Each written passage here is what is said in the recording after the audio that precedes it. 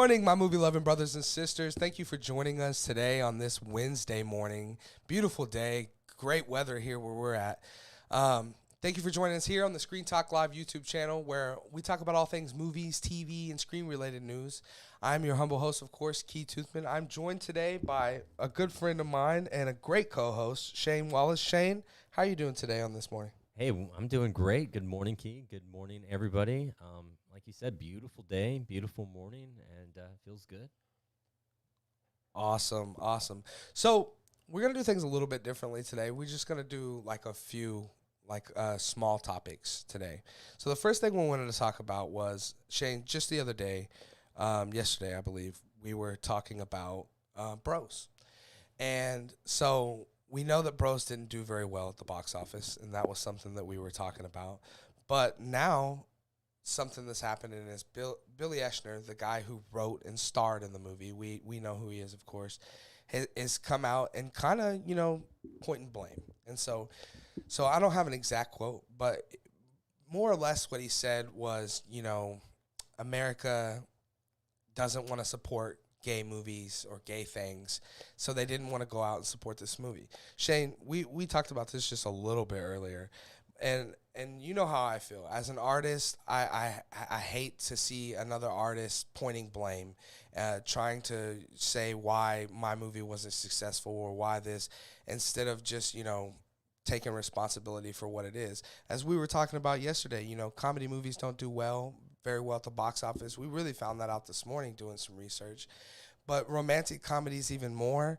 And then, the fact that it is, the first big gay, romantic comedy, I think does affect it in a little ways too. But Shane, what do you think about Billy Eichner's comments and the idea that, America may be to blame here?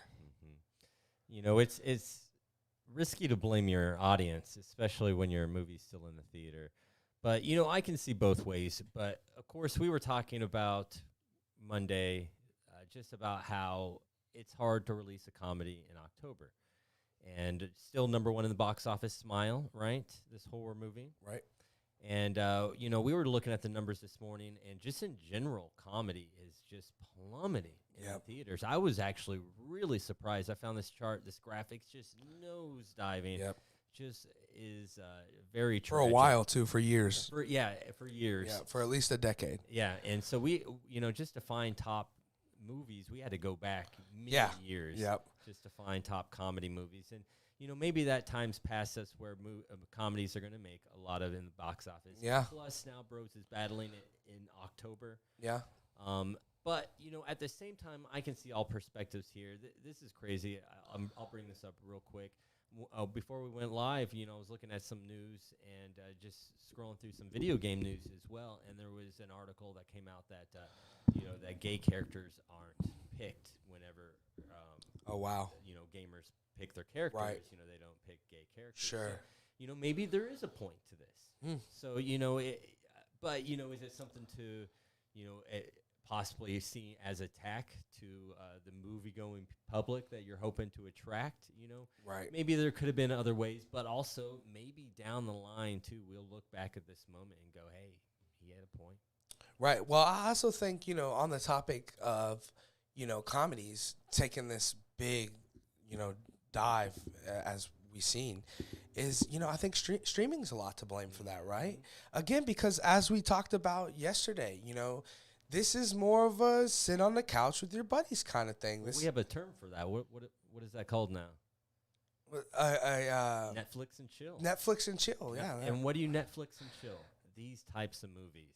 Definitely, and I agree 100%. And like I was saying yesterday, when you're setting aside with these theater experiences the way they are now, when you're setting aside 3 hours for you and, in my case, my wife and my daughter, and in some people's case, even more than that, to gather all these people up and to go to a theater and to do all these things. Again, more today, we want that event experience. We want that big, almost what I would compare to like a sports event now. We just last year, we went and seen the Lakers and the Thunder play. And it was this big thing, and when I go to a movie now, like when I go to see, um, you know, Infinity War and Endgame, when they came out, they felt like that.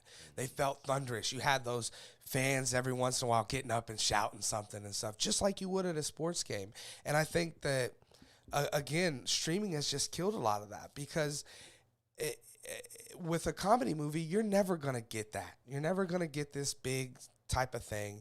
So it makes sense, and the numbers even make more sense because if you see as it's been plummeting, it was right around when Netflix and stuff really became what it was, and so. I think streaming is to blame, and it's too bad because we've seen a lot of good comedy movies in theaters. I seen Superbad in theaters. I seen Pineapple Express in theater. A lot of Seth Rogen movies. A lot of Judd Apatow movies. I see Knocked Up in theaters. Another movie I love, Neighbors. And I had great theater experiences. I mean, just a couple of years ago, I showed you 2019 Long Shot came out with Seth Rogen and Charlize Theron, and I thought it was a great movie. But I remember sitting next to my wife, and I remember telling her, like, this is just too bad because nobody was in our theater, and nobody went to see that movie. It didn't do well at the box office, and it makes it hard for those movies to get that theatrical release moving forward. So when, like, we had this movie, which I don't know if you even know about, Shane, it's called An American Pickle. And this is Seth Rogen's last movie, where he plays like a man from animated. No, it's a live action. He plays like a man from the 1800s, Okay. Wow. And it looks great and it looks fun and funny. I didn't even hear about this. Right, but at the end of the day, like, you didn't hear about it because it didn't get marketed, because it wasn't going to go to the theaters. It wasn't ever gonna be in theaters. It was, and it went to even worse than that. It went to I don't know, one of the Peacock or one of the obscure ones that not a lot of people have too. It's not like it was on Netflix, because then you might have had heard of it. And so I think that, again, that that streaming is a lot to blame for where we're at with the comedy decline. What do you think, Shane? Well, just talking all about this, it makes you have to wonder, is Adam Sandler a goddamn genius? I mean, I think we were all ridiculing him back when it happened, right? And Netflix, right? We were ridiculing everybody involved in that situation. I think so too. And now, it's like, what is that? Hubie Halloween, Hubby Halloween, or whatever? Halloween. Halloween. We're still waiting on that sequel, right, Shane? what a bad movie. But you know what? I watched it because it was on Netflix. It was a comedy. I was with my wife, and it was Halloween. It was, it was a perfect storm of course, I was going to watch it. And also his, the sports agent movie that just came out. Oh, have you seen that? Oh, so good. God, tell me that good. isn't one of the best Netflix movies you've ever seen. One of the best movies of the year. Right. Period. Oh my God. It so had good. everything. And the guy, oh God, he plays for Spain. Athlete? Yeah. Oh yeah. God, he's Herman Gomez. Yeah. He's not even in the NBA anymore. Yeah. But God, he did so well for a guy that you couldn't even expect to put a good. Hopefully Oscar nominated. Both of those guys. Yeah, and Adam Sandler killed it. It's stuff like that Yes. makes you remember, like, damn, this dude sometimes, in drama specifically with Adam Sandler, it's like Academy level stuff. Absolutely. Like, it's really good. And it makes me wonder, I love this movie so much, and would I have gone to the theater to see it? Probably not. Right. And, I didn't even know about it. Right. I just happened to jump on Netflix one day, and it's there it number is. one movie, Right. and so Adam Sandler, I'm going to watch this thing. So, it's just, you got a lot of cards stacked against you where you do have a lot of transphobia in this country, A.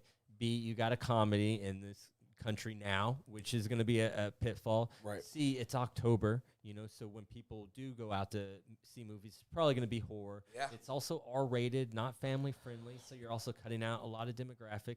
And then lastly, we are in a down economy. So, their bros, tragically, it has the most cards stacked against it. And, we're sitting here looking at it going, it's probably going to be like we talked about with Will Smith, yesterday, that when it is bros available on streaming service, will have enough time come Yeah. where people have forgotten about these comments to Yep. where they'll want to try it out. Because honestly, when I watched the trailer, that was my first thought. It wasn't I'm going to run out to the theater and watch this movie right now. It was, I can't wait to see this movie on the couch with my wife. It's going to be one of those great movies. We'll put it on For sure. 10 p.m. Friday night, and cuddle up to each other. For sure. And, For have sure. a great laugh. And I bet when it comes out, I bet we do feel that way. I bet we do. I mean, listen, if Bros right now came out on Netflix, I probably would have checked agree. it out by now. I agree. mean, honestly, it's so mind-numbing to again, because I love Billy Eichner, but it's so mind-numbing to me to try to blame America. And look, does America hate gay people? Yeah, they hate everyone. America, Great who does point. America like, point. man? I don't know. They hate everyone, and anyone that's proud of who they are, they hate you even more. Yeah. And whether you're black or gay or straight, or it's just the country we live in. And so to point fingers, I mean, I guess America's always to blame to an extent, right? But again, to point the finger in this way almost just feels like, a little bit of salt in the mouth. He's salty. He's butthurt is what I would call it, is what it seems like. And to me, like I said, as an artist, you don't ever want to be caught the guy, pointing fingers. It's kind of like I always talk about with me and you had talked about a while back ago when Scorsese had made these comments about Marvel movies or this and that, and it's like, hey man, just shut up. You don't do that. You don't talk about, what you say is, if you're gonna say anything, what you say is, those movies aren't for me, but I'm glad that they exist. Well, before we go on a Scorsese tangent here, his rationale wasn't so much blaming Marvel for the movies. It was blaming the audience for supporting only these movies. And honestly, I think this kind of ties into Bro's example where, the American audience is less likely to go see a movie like Bros and more likely to see a more spectacle-driven film because of all the reasons we stated before. Just the time we live in, it's a lot more fun to watch it on the couch, blah, blah, blah. For But, sure. it is the truth. What's driving audiences to the theaters now is completely different than when Scorsese was making movies in the 70s. Movies were completely different in the 70s. It's why there's a term it's called the New Hollywood era. Sure. I mean, what era are we in now? I mean, Right. It doesn't even have The a new. name. Yeah, so it's just like he, instead of feeling, like you said, butthurt, he should feel proud of that he had the opportunity to make movies and the time he made movies. Well, not only that, I mean, it made $4.5 million, which I know doesn't sound great, but we just looked at the budget. What was it? 22? Yeah, 22 I mean, million. That's not too bad, honestly, I don't think. I mean, this movie over time could make $20 million in the box office, potentially. Make it back. So it could potentially break even. But, I mean, this movie, again, its biggest deals, its biggest money makers are going to be post this, is when you go to all these streamers and you say, hey, look, we got this movie that, sure, it may not have sold a bunch of money in the box office, but everyone that went and seen it loved it. It's a 90-some% from critics say it's great, people say it's great. Which one of you guys want this? And it's going to be a bidding war for something like Bros. It really is. And it could end up anywhere. It could be on Netflix. It could be on Apple. It could be, you just never know where something will end up. And I think that is where it'll make its biggest impact. Because like I had just said, and you agreed to, if I would have got on Netflix a couple of days ago and it would have just popped up, I probably would have already checked it out, man. So I don't think, and I mean, I'm as boringly heterosexually straight as it gets, but that means it has nothing Comedy transcends any sexual orientation. If something's funny, it's going to be funny. Right. And, just based on the trailers, it had us laughing already. Right. And I think that when it comes out, we'll check it out. And I'll forgive Billy Eichner for saying the things that he said, because at the end of the day, he's hurt because people aren't going out and see his movie, and we all know how that feels as an artist, especially when you got something good. Not only do you know it, but now everyone does. The critics, again, all the critics are saying it's good, all the audiences are saying it's good, but no one's going to see it. And as an artist and someone who spent a lot of time into to creating that's gotta suck, you know. And so I totally understand that, and I totally get that, you know, he's hurting a little bit by what's going on. But at the end of the day, I think this will go to streaming. I think it'll do really well on streaming. We'll see. You know, it'll get a lot more buzz, I think, then too. And the other thing we have to understand about this movie too is, with a $22 million budget, what do you think the marketing budget is on this? You know, how well was this marketed? You know, I really hadn't seen it, so it's not like while I was on Hulu, you know, in between the ads that were playing were for Bros or something. You know, I hadn't seen much marketing for it, and I don't think much marketing was done. And at a $22 million budget, even if they spent $5 million on marketing, that's not a ton. And that may not be enough to get much people out to even know that it existed. Because like we were talking about earlier, you know, that not only did America not come out to see this movie, Billy, but gay America didn't come out to see it either. But maybe it's because they just didn't know it was there, you know? Like, it has to be marketed to you, you know? And for me personally, I thought the trailers were kind of a little cringe. I mean, they had their moments of fun, but you just never know with a trailer. And I bet this movie is a lot better than what the trailers look to me. But again, I'm looking forward to it. As soon as it hits streaming, I'll check it out. I'm sure you'll check it out too, right, Shane? Oh, absolutely. You know, and I think we also live in a time and age where there's a lot more sleeper hits now. Unless you nailed it right there about marketing. Unless something is absolutely talked about at the get-go, it's going to seep through, because usually you get, you know, a million people screaming about 5 things rather than 5 million people screaming about, you know, whatever. Exactly. So, you know, I think that eventually it'll find its audience, you know, and you're right, you know, as an artist, you know, you always just want your work to be seen. But at the same time, you know, him standing up for his work, I do commend him for that. And if it also allows us to maybe look at ourselves a little bit too, you know, hey, I commend him for that as well. So I can definitely see both sides on this. Yeah, again, I mean, it's not like there's no truth to what he's saying. I mean, there's a large percentage of America that's not going to go out to see this movie because of one thing or another. And I'm not going to deny that. None of us are. And again, but like I said in the beginning, that's just the country that we live in, and that they hate everyone. They hate, you know, themselves is mainly the issue. And it usually stems out to everything else. Of course, you know. And I think that like I said, it'll get on streaming. I think it'll get more buzz then, and get more people talking about it, more people seeing it, and I think he'll feel a little bit better about it then. But anyway, moving on the same kind of on the same topic, in a way, because we were talking about, you know, how Smile actually did the best at the box office this weekend. Well, it's like we were saying, it's because we're in October, where it's that time of the year. And to kind of follow into that, Hocus Pocus 2 is now the biggest Disney Plus movie ever released on their app, which is pretty crazy when you think about it. You know, I was laying down in bed yesterday evening, and I heard my wife watching a movie with my daughter, and then they just started it, and I'm like, "Hey, what are you guys watching?" And she's like, "Hocus Pocus 2." And I'm like, she's like, "You don't want me to watch that without you, do you?" I was like, "Yeah, I want to see it. Don't watch it without me." And I'm glad that I didn't let her watch it without me, because apparently everybody's watching this. And I know it's a more of a family-friendly, you know, Halloween movie, but I think it also shows, again, you know, how October puts us in this whole different mindset, man. We are so different. Like, me and you keep talking about how, you know, we overload ourselves with horrors during this month. And where most other months, I don't overload myself with movies or anything like that, you know, in the way that I do now.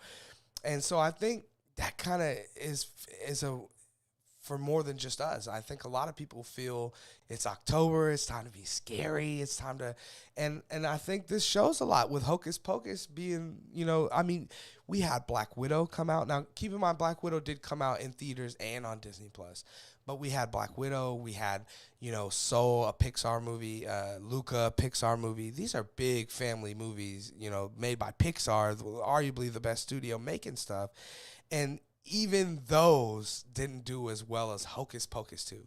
Shane, you've had some time to check this out. I don't know if you've checked out the trailer. I know you've seen the first one at least. Yeah. And I know you weren't like too thrilled about seeing this, but now what are your thoughts? What are you thinking? Now that it's I was going to check it out anyway, because why not? It's Halloween, but Right. now it's become a thing that I have to check out. Right. I mean, if it's, the most viewed Disney Plus movie ever, Right. That's insane. I mean, you listed off some great contenders that I thought for sure, Right.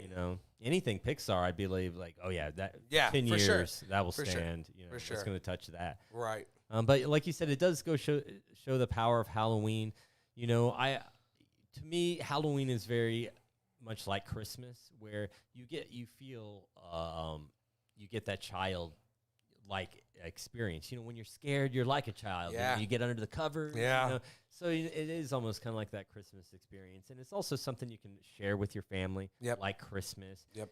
It's a time not to only watch new stuff like Hocus Pocus too, but I think why this was so successful as well is because now you have parents that grew up with Hocus Pocus Yeah. 1, Right. showing Hocus Right. Pocus probably Just 1 like and 2. just like my wife. Exactly. She wanted to watch it with our daughter because she loves Hocus Pocus. Exactly. And so I think you get a lot of that too. Yeah. Exactly. So now, it goes beyond just a family-friendly movie. It's a family experience. So something we're passing down because we become, this type of generation now. And I love that. I like the shared experience For sure. that we have with cinema and television. I think that's the power. It's our culture. Exactly. Yep. It's our culture.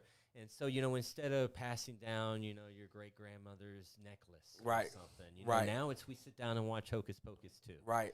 So Which is great. That's so awesome. I can understand that, Well, I can't wait until we get the Christmas vacation version of that I can watch with my daughter. There you go.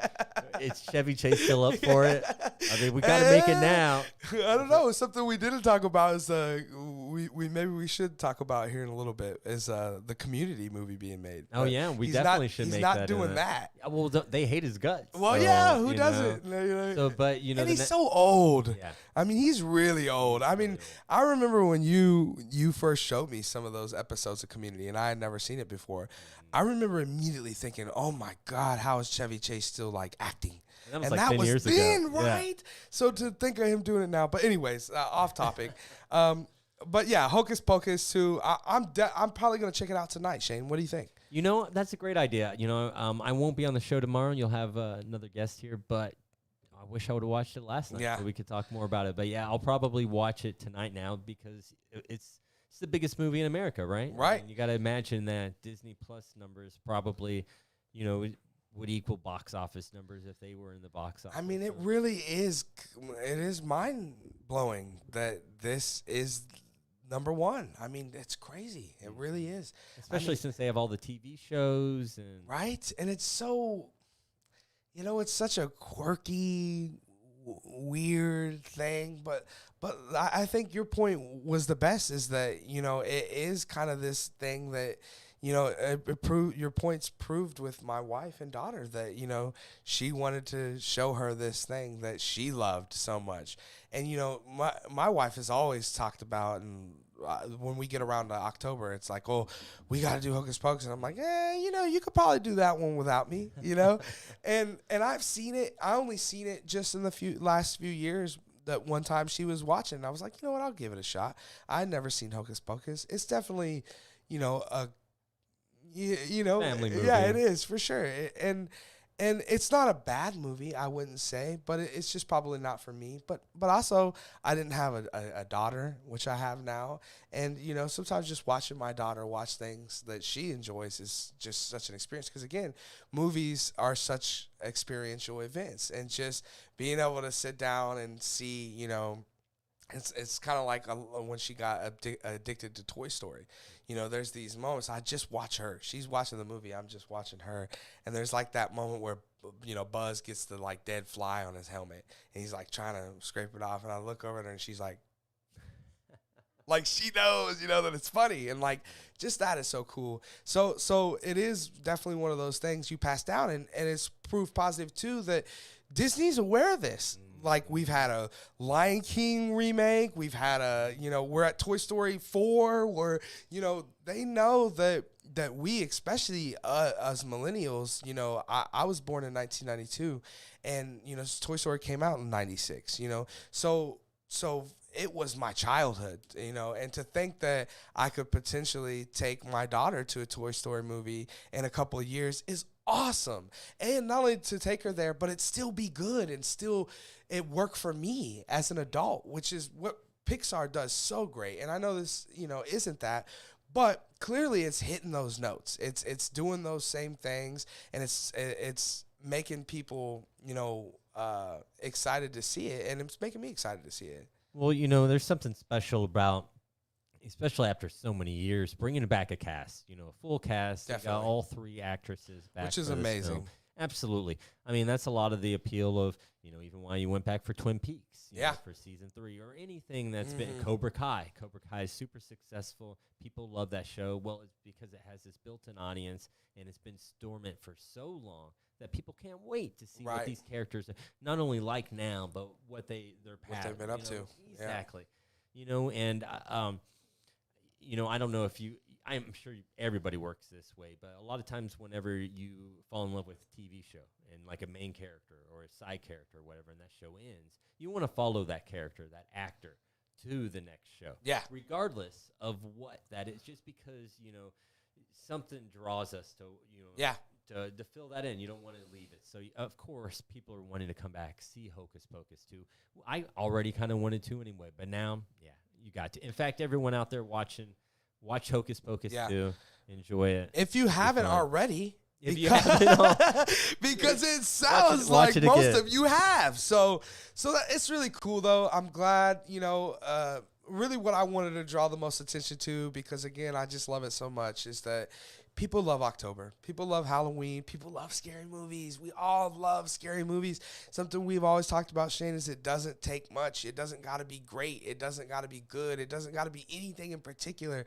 Just scare us, And with this, I don't, obviously it's not quite that way, but still, I'm looking forward to seeing it. I'm going to check it out probably later tonight. And maybe when we have you back on the show Monday, we'll talk about it and discuss, what we thought about it. I mean, what's your thoughts on the original Hocus Pocus? I mean, when I saw it, so you said you were born in 92. I was born in 83. Okay. And it came out on 95?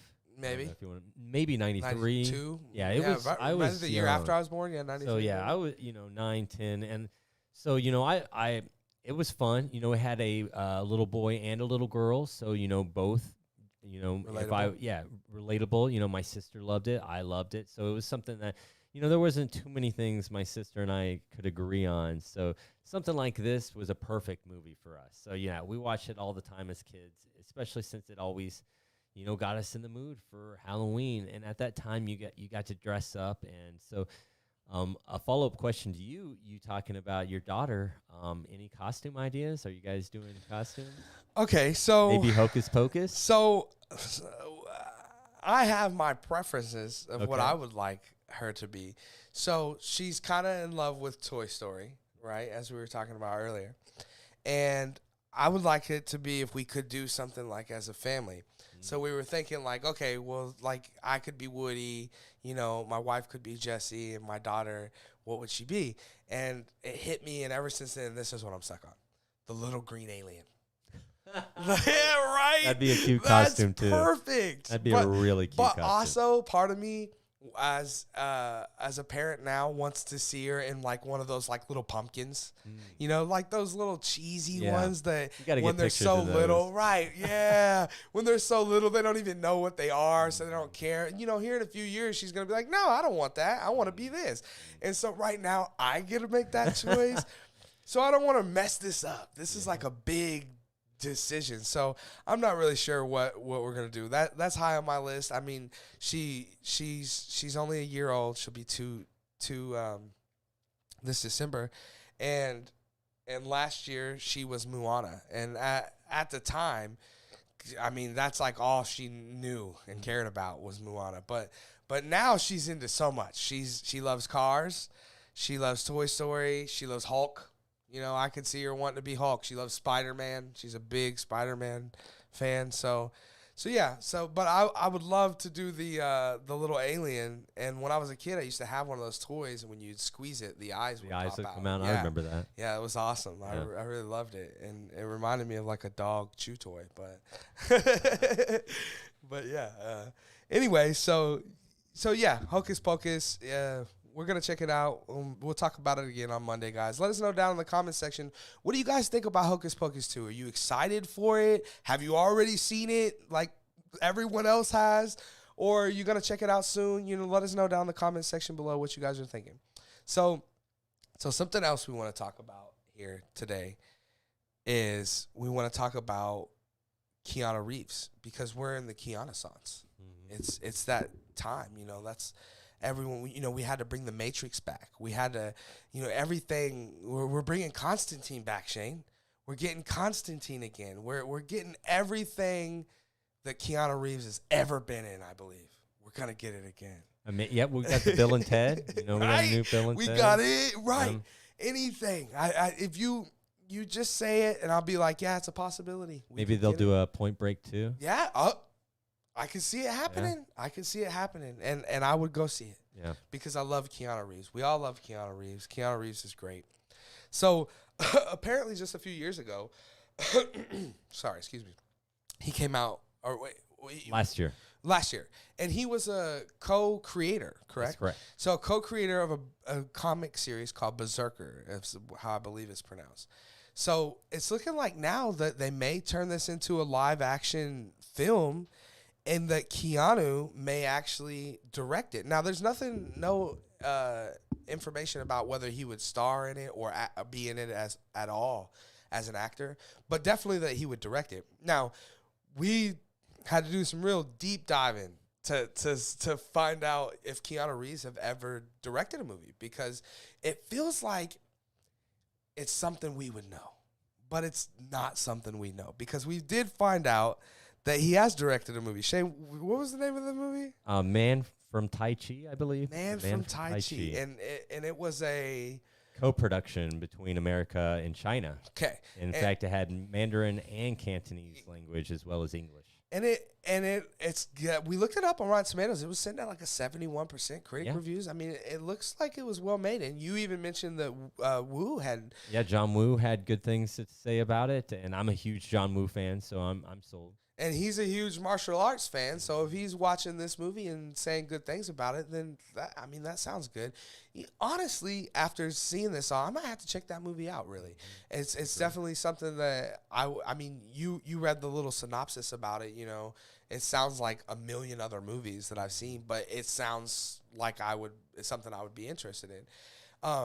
But that being said, you know, with only one, Shane, as a director yourself, you know, with only one thing under his belt, I mean, he obviously has been in Hollywood and been acting and been a part of the production side of a lot of things, including John Wick series, which is doing really well right now. But what are your thoughts on a guy that only has one under his belt, you know, directing this new comic book adaptation that probably has, you know, a lot of fans behind it? Well, you know, I hope it has a lot of fans because the comic looks pretty cool. Yeah, and it's a Keanu-sance. So, you know, I think when I looked at the book, I'm really interested in what they're going to do on this movie because it seems really cool. So it's about this immortal warrior and his exploits over time. That was the very briefest of synopsis I was able to find. But it makes you wonder, are they going to stick to one time for the movie? Or are they going to have this span multiple generations? You know, are we going to see maybe it starts in the medieval period and works its way to modern, you know, a Highlander type situation? So, you know, there's a lot of possibilities with this movie. So it seems really cool. It also seems kind of a silent character as well, so that benefits. Which is very, very Keanu-like. Mm-hmm. Absolutely. I think those roles benefit him the most.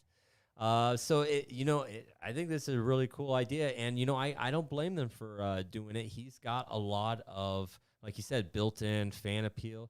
He's got, you know, terrific numbers to where they're already coming out with a Cyberpunk 2. Sure, but specifically, what do you think about the idea of having him be the guy that directs it? I mean, when you've been on enough movie sets that Keanu's been on, you better be ready to direct. Even him, by this point, it's seeped in to know how to make a good movie. I mean, you're around creative people, and you got to understand, too, in Hollywood, I would think, I have no idea how people, view how movies are made, but, the director, nothing like it's actually is probably. Well, he assigns a cinematographer. So the cinematographer and him are going to talk about what do you want the scene to look like. Oh, I want it to be he's going to have low a lot of light. people around him. Yeah, so he's going to describe his concepts, and he's an artist, obviously. He's a musician as well. So, he's a very creative person, and he's going to assemble a great team to make sure they make a really good movie. So I have no doubt that this thing could be killer. Yeah, and look, man, I mean, from the panels that I looked at online, I mean, it looks great. It looks like a fan-made Keanu Reeves comic. I mean, come on, who doesn't want to see this adapted? Another thing, the other question I have for you, Shane, is if he does, if they do go through with this, they do make it, and they have Keanu direct it, does he star in it?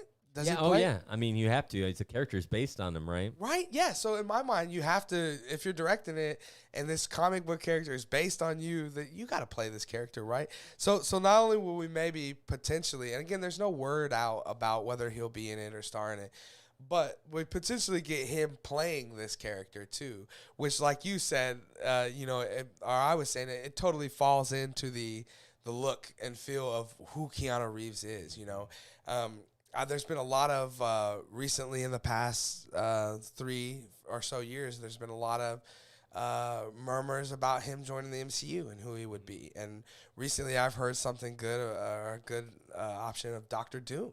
Oh, that'd right? be cool. Yeah, it'd be kind of cool.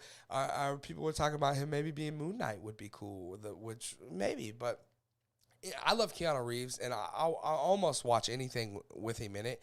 We have watched a few things in the past few years that were like smaller that he did that were just some of that stuff's just not great. It really isn't.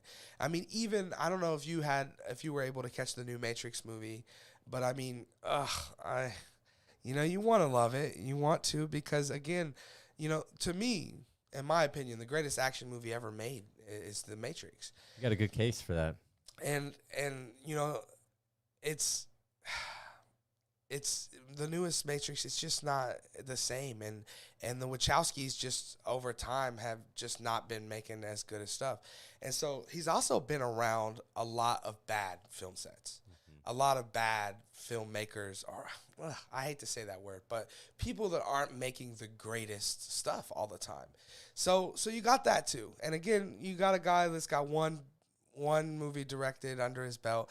Now it is, ironically, a martial arts movie or something, so it kind of fits into this vein of the character that he plays in the comic book too. And not to mention that Keanu has tons of martial arts training in real life. Like, he does a lot of his own stunts, his own action stuff. I mean, the dude is just he's great. He's also just a wonderful human being. Like, he gives a lot back to the industry as well. And so it would be really cool to see this, and I'm excited to see it. Shane, if this comes out, Keanu's starring in it, he's directing it, you go see this in theaters? I don't know if I'm seeing this in the theaters. You're right. It's kind of a gamble. It might, if I'm seeing a lot of movies, it would be, let's say, I don't know.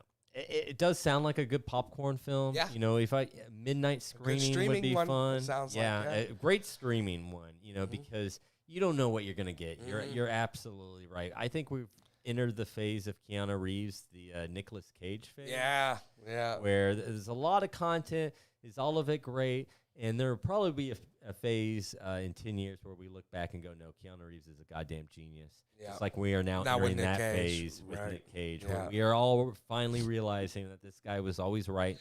He was always the hardest and greatest working actor in Hollywood at his time. So who knows what we'll get. Do you know what movie I would love to see Keanu make, write, and direct, and create?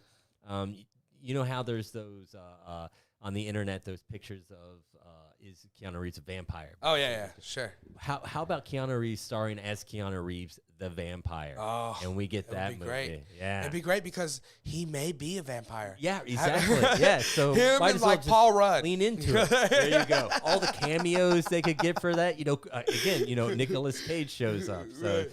Right. So that would be fun. Well, it reminds me of something I recently watched, Shane. It was a movie called The Samaritan, and it's on Amazon, which I believe you have. You should go check it out. It's got Rocky, Sylvester Stallone. Oh, really? Yeah.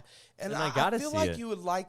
How did I not even know about this? Right. Well, I'll tell you why. Because the pandemic came and it kind of got shelved for a while, and then when it was about to go back to theaters, then all of a sudden it was like, ooh, this is going straight to streaming. And then people like me who were excited for it, like, that's not a good sign, because like we were talking about, the other day about, we live in the time of the golden age of comic book era movies, and to think like if Scott Pilgrim or the Chronicle or Hancock would come out today, how well it would do. So then you have this movie it's called The Samaritan, and it's based off the comic Nemesis. You know what Nemesis is? Is that the Mark Miller book? Yes. Oh yeah, Yes. absolutely. Okay. Yeah, So, great book. So Samaritan is like his brother. I gotta see this. You gotta see it. I don't want to ruin anything Yeah, for please. you either. Yeah. Oh my God, this sounds long incredible. And the short of it is it was a movie that I kind of went into on shaky ground because they pulled it from theaters, and I had been waiting for it for so long. I had never even seen a trailer for it, but just the idea of it, that he's kind of this retired superhero that's now just an old dude on a bus, and that sounds so badass. Yeah, right. Yeah, okay, I'm on board. And honestly, it's a good movie, and there's this twist at the end that maybe kind of predictable, but not completely. I mean, I think we're a little bit more quick with those kind of things personally, so it's maybe easier for us to pick up, but especially for your average going movie fan, I think that the twist is definitely like one of those Shyamalan things at the end where it's like, whoa, I didn't see this coming. But it still got me good enough that the twist was great, but I like said it right before it happened because I just knew it. But it's great. It really was. And it overall, once the movie ends, it's not, I see why they didn't put it in theaters. Like, it probably wouldn't have done that well. But it was a great movie, again, to just kind of put on and sit at home and just kind of watch and chill out and hang out. And that's what this Keanu Reeves movie would be more like to me. It wouldn't be such a big spectacle. There's a couple of shots in The Samaritan that look really great that are, they're less superhero-ish and more like, him getting hit by a car type of thing, seeing stuff like that than it is seeing people, use powers or something like that. But yeah, it was a great movie, and that's kind of how I see this Berserker movie being, to me, as being more of probably something that's on streaming. Now, that being said, I mean, again, we are in the Keanu-san, so right now it would make sense for them to try to cash in, Why not? Like, yeah. I mean, I know you haven't seen any of the John Wick films, have you? Sadly, I haven't. I did see Nobody, and so I'm super excited to see the John Wick But film. we're hitting number 4. We're hitting 4, and when it comes to, box office successes for the price of what movies cost to make, I mean, nothing's doing better than John Wick out there. So, and then you got Keanu Reeves. I mean, they're well made, and I can see this falling in that same vein, and I could see them trying to maybe put it out in theaters. But for me, I'm not sure if it's something that I would actually go out to theaters and see. And the same thing with Samaritan. At first I was excited and thought, I would go to theaters to see this. But then once I seen the trailers and then I knew it was coming to streaming, I guess by that point it was like, well, this it's kind of like my brother was here the other day, and he was like, well, our mom was trying to get him to go to a movie, and he's like, why would I do that? It's just going to be free on one of the apps in a month or two. And that's how a lot of people think. Right? And the thing is, we're in a new era of movies where there will eventually be some new criteria that we don't have right now that will judge success for a film. For the longest time, it's been box office. Could we get an audience out to the theater? So, but now, obviously, that's not a great comparison because a lot of people do stay home and wait for it. So there will be something, how do these people make their money back? Who knows, right? Right. We'll get there. It's a brave new world Right. for movies. And that's the thing. I mean, until we have kind of a gauge for streaming, because, I mean, take Hocus Pocus 2 for an example. Yeah, it's the #1 movie ever on Disney Plus, but what does that mean for this? Who knows? Did it get how many more subscribers No are way. coming in for No Hocus way, Pocus no way. 2? So the way they gauge theirs, and see, and this is the thing, is that none of it's regulated like television is. There's no one there to say, hey, this is how you have to many say, million right? you So watch with Netflix, they count it as like they had to view it for at least 10 minutes to count it as a watch. Disney Plus, I like this way better. They decided that it's overall view hours.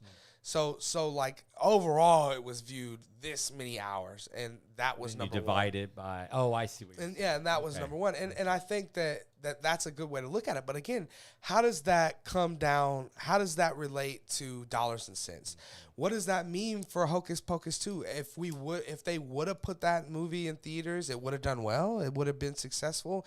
I don't think it means that. Of course, it doesn't mean that. But it's just hard when you have no way to truly gauge, what these things are doing. If you put out, the only record of this that we have to really show that something made a difference, and this is crazy, and I know you don't know this, but out of all the things that came out, there was a big thing for release the Snyder cut of Justice League, a huge thing for it. And of all the things that came out, even when it came out, the Snyder cut, it didn't gain HBO Max new subscribers, but something did gain one streaming service, and it's HBO Max as well, new subscribers so much on such a big amount that they were able to gauge, hey, like, this is making us money. Yeah. And that was Sex in the City. Oh, I believe it. Exactly. And it just shows you that it's just, we're too new in this era to really have ways to gauge, like I said, especially when it comes to dollars and cents. So what does this mean moving forward for some movies too that may not do as well when it comes to like total hours, or with Netflix's thing, maybe people are viewing it for 10 minutes and then going, yeah, this is the worst thing I've ever seen. But you're still counting that as a view. And then HBO Max does it their own way, and Apple does it their own way, and Amazon does it their own way. What do you believe? And like you said, we used to be able to at least use box office to gauge these things and say, this movie made, $1 billion or $1 million or however much money. And this is how we could kind of gauge them. But as we move further into the streaming wars, as I'll call them, we're going to have to get to a point where we have some way to gauge it, and I mean, think about it as a creator standpoint. I bet, Bette Midler would have made, so much money if they would have made this much box office, right? Absolutely. Like if it would have made over $200 million, then you get a $20 million bonus, Bette Midler.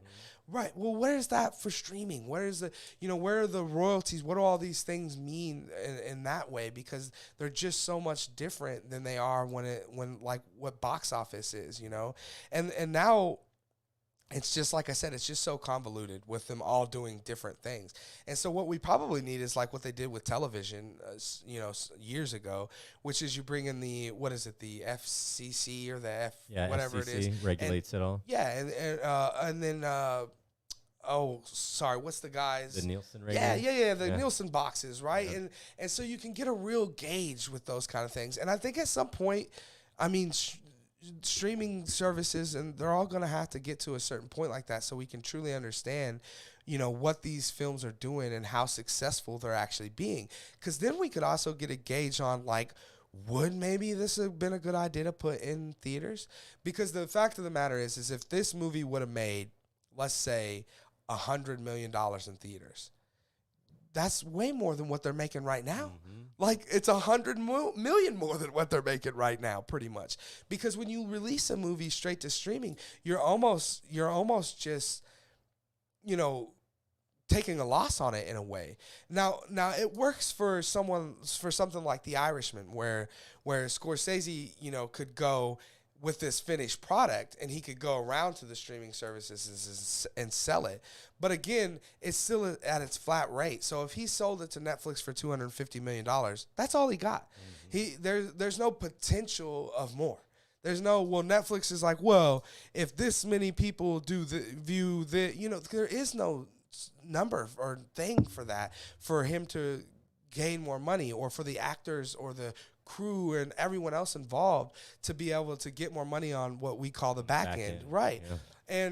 And as we go along further, I think we have to get to a point where we do have some sort of way to gauge this on equal playing grounds, don't you think? I mean, something has to come up, has to happen, because honestly, I think the scariest thought for me is that when all of a sudden, because like the top movie studios like Disney or you have Sony, they don't need to make movies. They're going to be profitable businesses. But then you got places like Universal, or I guess, Time Warner's AT&T now, so I guess Warner Brothers doesn't have to worry about anything anymore. Right. But, Universal or Paramount, some of these smaller studios where it's like, everything banks on this movie. This movie has to be successful for us, or, we're going to lose our shirt. Whereas a Sony, it's like, oh, what's the big deal? We got Sony PlayStations that we can't keep a hold of. We're gonna be making so much money. Same with Disney and their parks and everything. Exactly. So they don't care. They can for Disney to put out the, like you said, Hocus Pocus 2, to put out this thing, they probably have less subscribers than a Netflix. Right. So it's just marketing. So it basically is for exactly, and it works because I'm over here going, hey, I'm watching it tonight. Right. Yeah, for sure. And I mean, people are watching it, but again, it does bode the question, would it have done well in theaters, like, especially again, it's October. I mean, this weekend at the box office, Smile was number 1. Yeah. I mean, could this have been number 2 at $15 million? And if so, how long can you just take those losses? I'm not sure what it cost to make Hocus Pocus 2, but I imagine, as you said, we live in a generation where you can't make a movie without spending some millions of dollars. So I'm sure they did. I'm sure just getting these, I'm sure it's effects heavy. It's got to be in the $40-50 million way better effects, Yeah.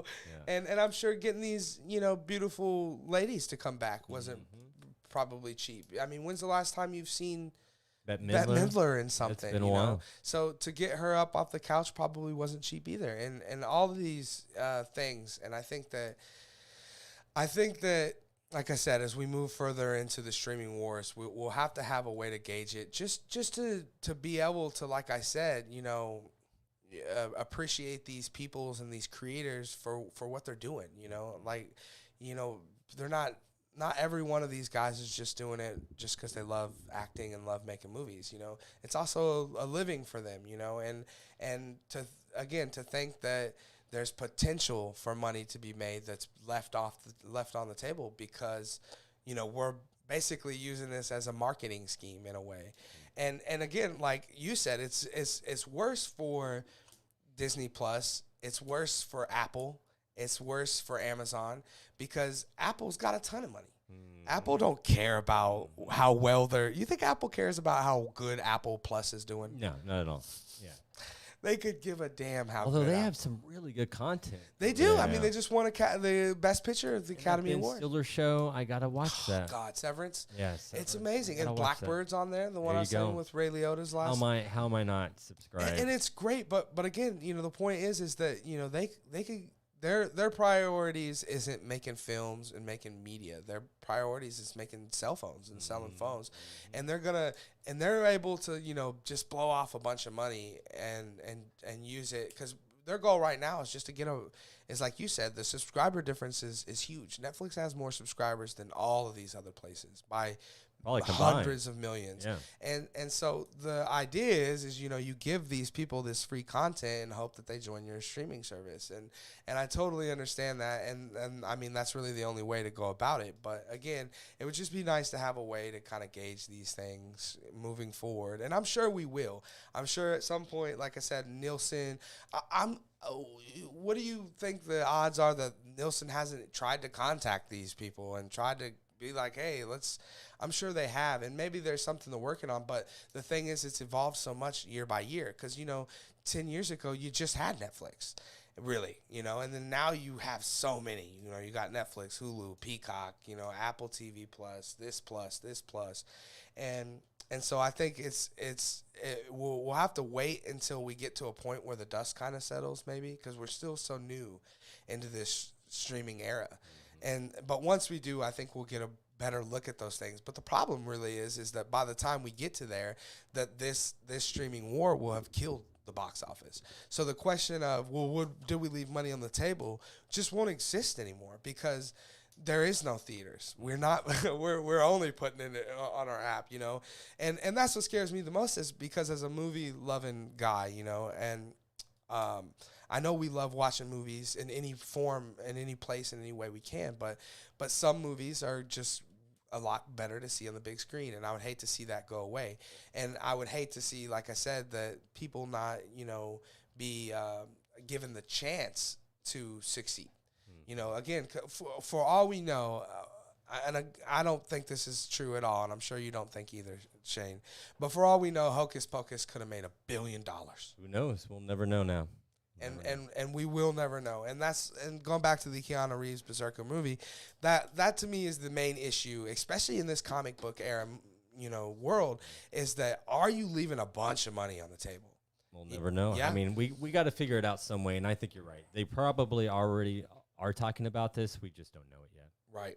Right. And I think eventually over time we'll hear about it, and we'll understand more as we get through. Like I said, there'll be more of a criteria that'll be even along. It won't be, well, they view it this way, and this is more hours viewed, and this is, it won't be like that so much. And we'll have a way to see, but it happens now all the time. We'll see, Netflix will say, Stranger Things was, the biggest release on Netflix ever, season 4 or whatever. And it's like, okay, well, what does that compare to Hocus Pocus 2 being, well, we completely do it separately. So there's no way for us to, compare these things, and that's just crazy, and I think we have to get past that. But I'm looking forward to the Berserker movie. If they make it, I would love to see Keanu Reeves. I'm gonna go check out this Man from Tai Chi. Yeah, I'm gonna go check that out. I really am. I think seems cool. I'm right. The idea of him directing a movie that he stars into seems cool. It's got good reviews. Like I said, I'm gonna go check it out, and hopefully to give me a little bit more insight onto what it would be like to have this movie directed by him and starred in by him, since we kind of already have at least one example of it out there. So I'm gonna go check it out. Shane, I'm sure you'll want to check this movie out. Maybe not in theaters, but you'll definitely put it on if it's on Netflix. Keanu Reeves, why not? Yeah, absolutely. Right? Yeah. So yeah. Anyways, guys, let us know down in the comment section. What do you guys think about Keanu Reeves? I know you guys love him. So let us know all your Keanu Reeves love down in the comment section. Are you guys excited about Berserker? Do you guys read the Berserker comics? Do you know anything about those? I know it's not a very old series, but man, it looks great. So let us know down in the comment section what you guys think, and we're gonna move on. Let's see here. Do we have any other topics? No, but I think we're ready for questions. Okay, let's move over and take some questions. All right. Do you have a favorite Adam Sandler movie? Man, I gotta be honest with you. After watching that, and forgive me, I can't even remember the name of it. No kidding, right? But you're right. I mean, is that the best one? I also, when I watched that, it was the day. Me, I'm a big basketball guy. It was the day it was there. Like, I turned on Netflix, and I'm like, whoa. Basketball movie, Adam Sandler. I'm pretty sure we did the same thing. I think we watched it. And we know Adam Sandler loves basketball, like deeply. Like, he knows basketball and he plays basketball. And so I was super stoked. And he's playing this agent that's, oh God, old school agent. So great, right? Love the game. And then I like seen we they do. had actual former players in it. And I thought, oh man, this is really cool. I got to check it out. And immediately, I mean, it was right when it happened. I mean, Matt was over. We were hanging out, and I was like, dude, I'm putting this movie on. And Matt watched it with me, too. Matt loved it. I mean, we loved it. It was, when it finished, we were both like, damn, dude, that might be the best Adam Sandler movie we've ever seen. Now, I would say that he had that one a couple years ago. What was that called? Uncut Gems? Yeah, Uncut Gems. Uncut Gems was great. It was very, now it's a lot different, and it's a lot more, edgier and darker, visceral, or whatever you would want to call it. But But it really was good. I would say the best thing about that movie was his performance. Where this movie, again, I can't remember the name of it. It's a feel-good movie. Everything about it. It's just a great movie. Like, everything about it. And like I said, there was even, the Hernan Gomez, who plays like himself, kind of. He's this kid from Spain. The story's great, and it almost feels like something you would have really, like an agent would have, something an NBA agent would have experienced, and then, he gets the kid, he believes in the kid, but no one else doesn't, and so he almost like loses his job, and it all just feels so real, and so let me look that up real quick. I gotta know what that. If we're not counting that one, so before that one came out, God, what would I say Hustle. my favorite? Hustle. Hustle's the name of it. Yeah, Hustle. Before that one came out, what would you say your favorite Adam Sandler? Let's take that one off the table. Okay, let's take Hustle off the table. Okay. Because I might have to say Hustle too, so let's both take those off. Okay, so when I was younger, I was a huge Happy Gilmore fan. Oh, yeah. Billy Madison fan, Happy Gilmore fan. Yeah, honestly, I would have to go Happy Gilmore. Yeah. I think I think it really is my favorite. Now, I know a lot of people aren't a big fan of that. Nowadays, at least, aren't a big fan of the that era of him kind of just being Adam Sandler. But other than that, I love Hubie Halloween. I think Happy Gilmore is great. I just watched it last year. Yeah, it's been a while for me. Yeah, and it's got that killer Ben Stiller cameo in it too. Where your hands hurt. Oh, your back's gonna hurt after you pulled lawn duty. My favorite part of that movie, I still do it all the time. You will not make this putt, you jackass. God, I love it. That stuff. But I would have to go. I'd have to go with Wedding Singer. If we weren't counting Hustle. It was also better whenever movie. It came out. Yeah, and also when it came out too. When I was young, it gave legitimacy to Adam Sandler. Ever since he did that, we could enjoy a Little Nicky, because we always knew, when he wants to do good, he can, so. Oh, Little Nicky. Ooh. God, I love Little Nicky. Little Nicky is fun. Now, I recently seen that was on Netflix or something when I logged in there, and I was like. Oh, man, good time of the year. At least, or my wife was with me, and she looks over at it, and she's like, you don't want to watch that. I'm like, this movie's the best. You gotta see this movie. Oh, and Harvey Keitel's in it, and he just passed away this year. So yeah, for sure. So yeah, I would probably, I don't know. Little Nicky's up there, but Happy Gilmore, I watched a lot. I watched that a lot. I was a kid. My parents loved Billy Madison and that kind of stuff, so they watched that a lot. Nowadays, there was a lot of movies that I hated by him though. Like, remember the Zohan? Or whatever. Oh, I love Zohan. Yeah. Oh, that one's so good. It's so funny. I'm not a big fan of Zohan. Push-ups. Yeah, I guess that is. And then funny. No push-ups. I think that's what it is. No hand. Yeah, push-ups. that's right. And then all of a sudden, it's Like, no.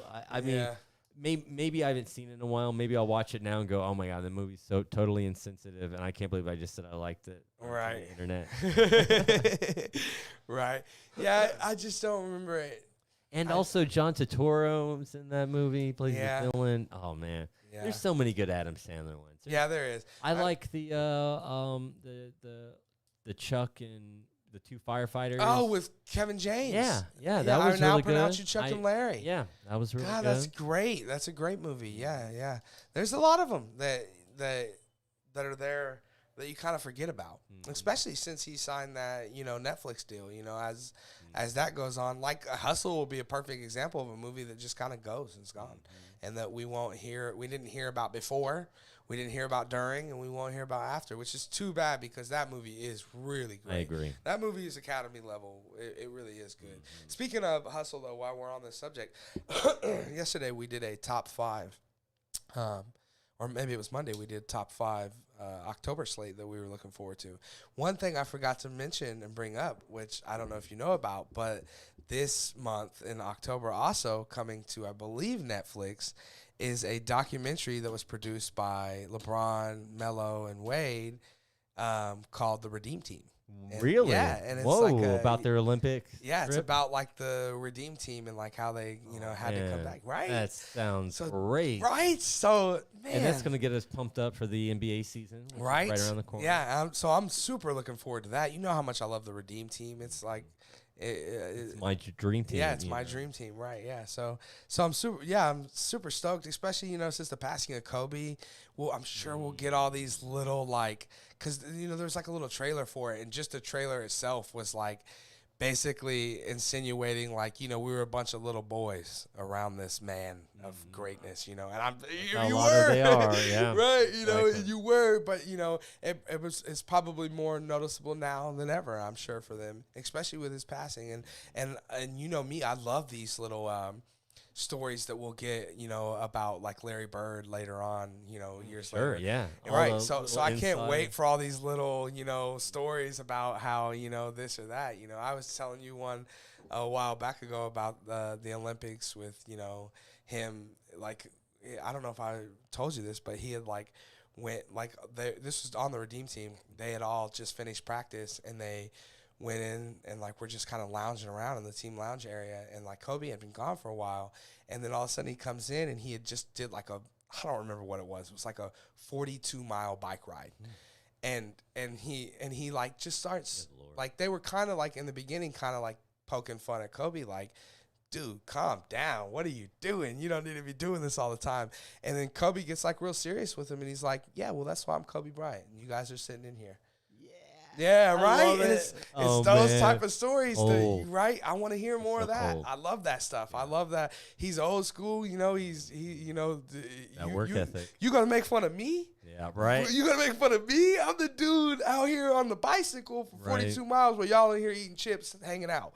And you gonna make fun of me, and I can't wait to hear more of those kind of stories. I'll just collect another Finals MVP. Right, and an Olympic gold medal. Yeah, my third or whatever, and was the best player on the team.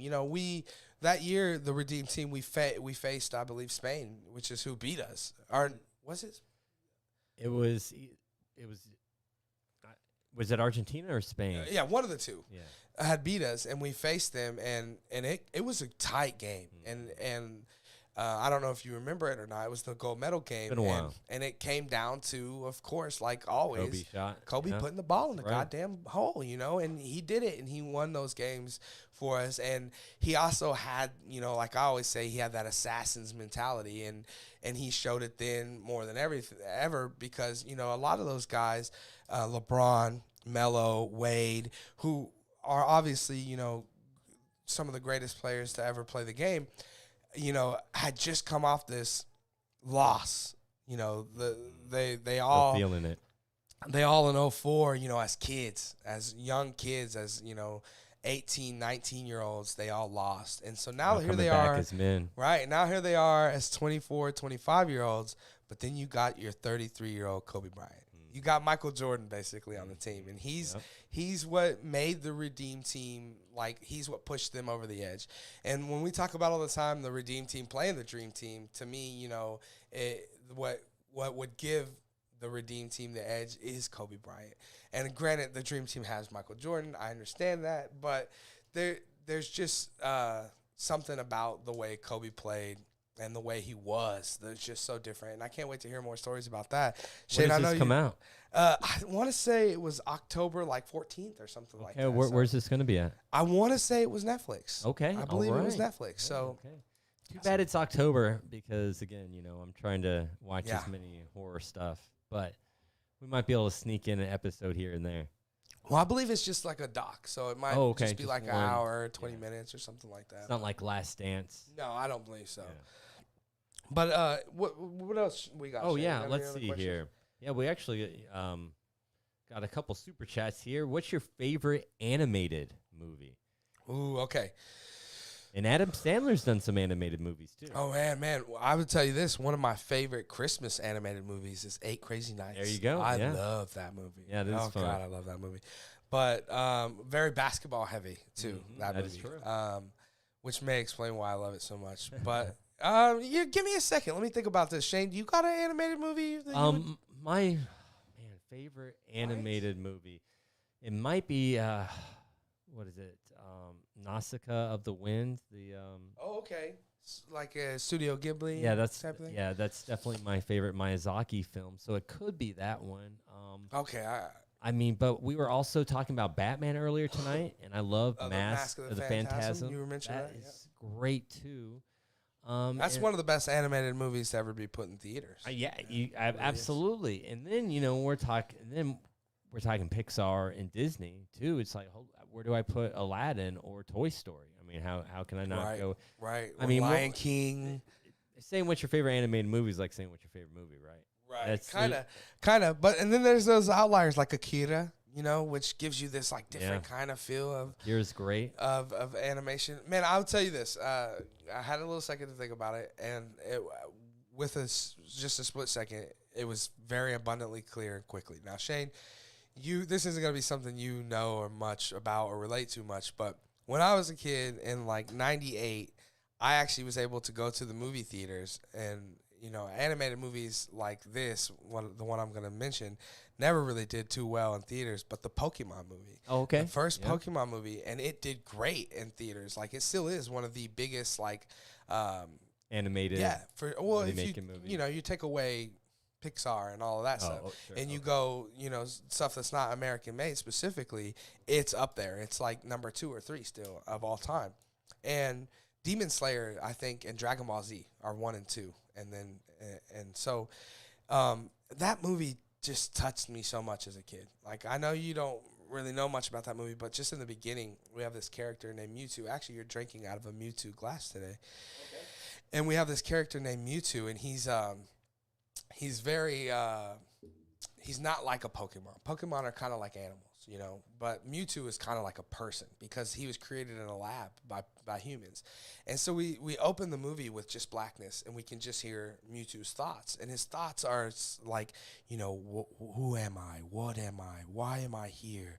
What is my purpose? And all of these things. And like the movie, I never realized until being an adult, like how much it shaped who I am today. Like, because we all ask those existential questions. We all ask every day, who are we? Why are we here?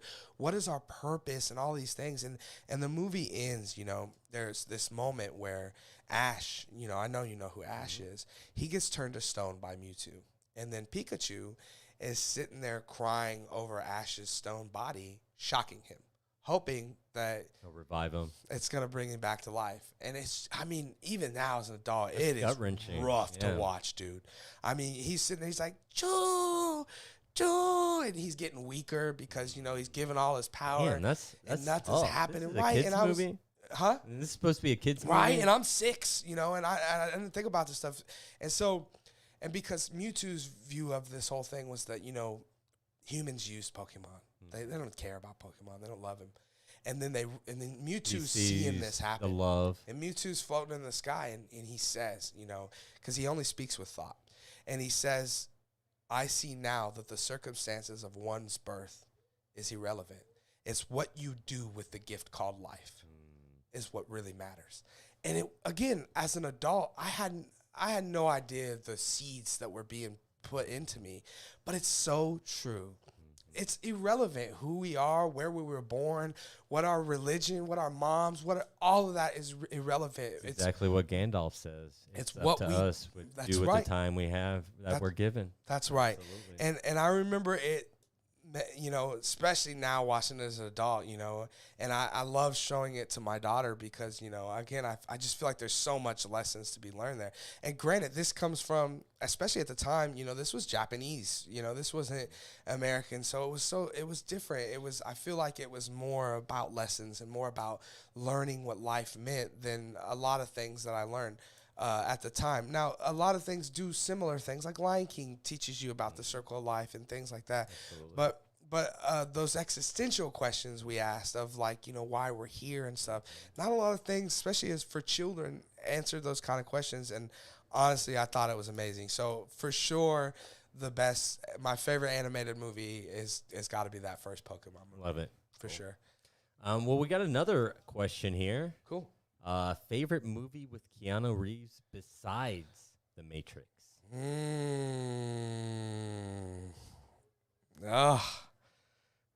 So I can't go Matrix 2?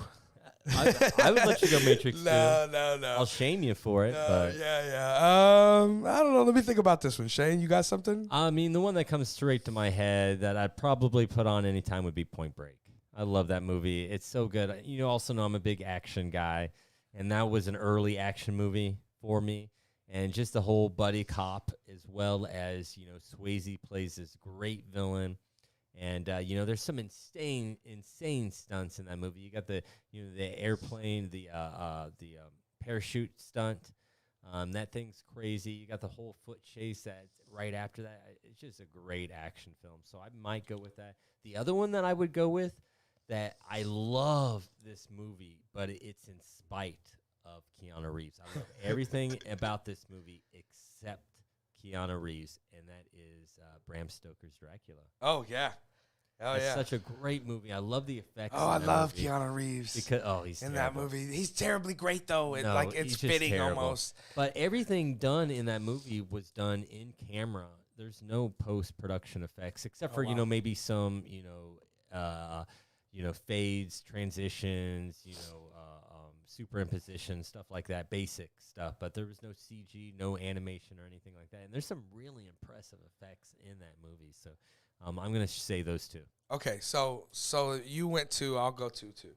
So I would say probably outside of The Matrix, something I really liked, I haven't seen in a while, and we just brought it up earlier, was Constantine. I like that a lot. I mean, Shane, when I first met you, I don't know if you remember this or not, but I remember asking you, like, well, what's your favorite DC movie? And you like that's ever been made? And I was like, yeah, and you're like, Constantine. And I was like, oh, I didn't even know that was a DC movie.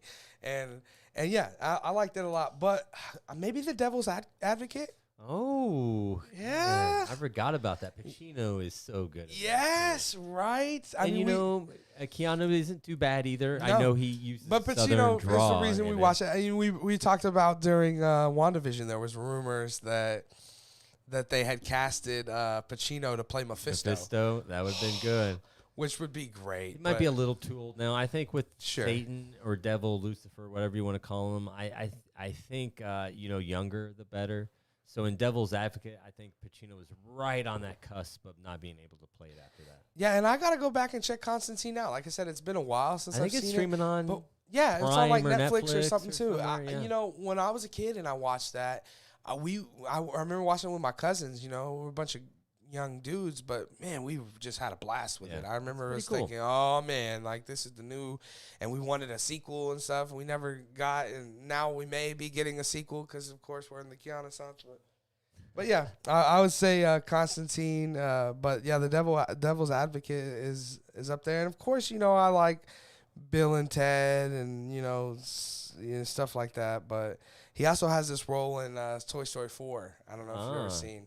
He plays like a what's the guy's name that used to do the dirt bike stunts? Evel Knievel? Yes, he plays like an Evel Knievel toy. That's pretty cool. Oh, it's great. That's it's great. hilarious. It matches him so much. Yeah, I love it. But yeah, and he has had a lot of those little cameo roles. There's also the movie Keanu. Oh, I didn't know about that one. You know the movie though? It's what's the guy's names? Key and Peele. Oh, yeah. Okay. Yeah. And the movie's called Keanu. Okay. Yeah, and that's like their cat's name. Because you were telling me about that. That sounds hilarious. It is. Yeah. It's great, Man, and he pops up in it, of good. course. I love it. The thing I do love about Keanu Reeves is that he's always open to do like those little stupid, silly things. Absolutely. He doesn't care about all the. He doesn't other take stuff. himself too seriously. You can tell. Love it. Love that about him though. All right, Shane. Do we have any other questions? I think that's it. I think that's gonna wrap us up. Okay, awesome, guys. Well, listen. Thanks for joining us again today here on Wednesday morning. I mean, like I said, it's a beautiful day. I can't wait to get outside and get some fresh air and walk around a little bit and stuff. Shane, I appreciate you joining me again. We won't have you back into the studio until Monday, I believe, right? Yep, that's correct. I'll see you guys next week, and we can talk more about Hocus Pocus too. Yeah, for sure. We'll check Hocus Pocus 2 out. And guys, down in the comments section, let us know, what you guys are up to. What are you guys going to be watching? And maybe you guys could check out Hocus Pocus 2 too sometime throughout the next few days, so you guys can talk about it with us on Monday. So that would be awesome. But again, guys, thanks for joining us today. It's been great, and we will see you guys tomorrow.